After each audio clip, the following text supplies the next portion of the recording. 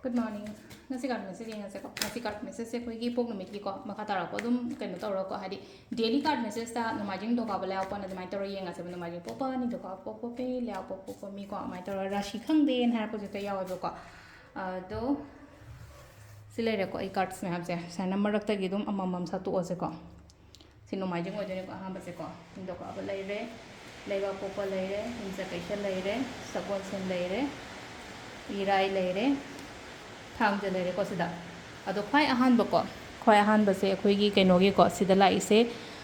numajing gi oina thabak to matam do ko yamna discipline leina thabak to hari ko discipline leyo routine phajana maintain taro ko thabak to biyo ko ningthau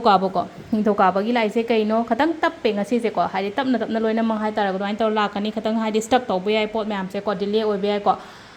leiba pogin na ungsi leise hari nangna khalliba nangna ningiba kholiba adumba mayam do tawbibo ko silai se ko aduga leapo yumja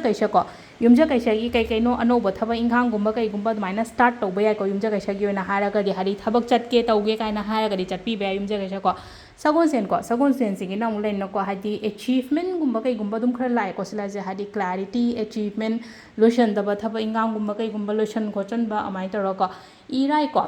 irai gi silen ko patience leyo hoje se yamna patience le ga ma tamne ko saw khot pa ma dum ba mayam do side ta loina intok pi ko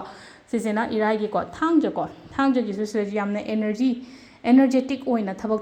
to ma tamna nang na chatori ba nang na tawdori ba thabak se hadi sida lai sai the result hazana adum la ko oina oibdo do overall ko silai che ko nomajing routine discipline hai tare ko mina sungam han ba de ko mina namda han ba su ya de routine discipline su yam naina thabak to ga ba then again number 2 ko ning thoka ba je khatang satisfy oi da ba ai thabak to ko ba matam da leino khara tap pa leiba popa aina khanba aina ningi ba thabak to tawbiyo ko yumja kai sa so aina chatke tawge hana khali ba chapiyo ko sagon sen gina hadi tawge na khalaga di ngam gani ko irai shawba ya de patience lega da ba thangja gi oina energy yamna positive oi tawbiyo aina tawge hana khali ba pot myam to ko ado silere ipok numit ki matung ina daily card message ma'am thank you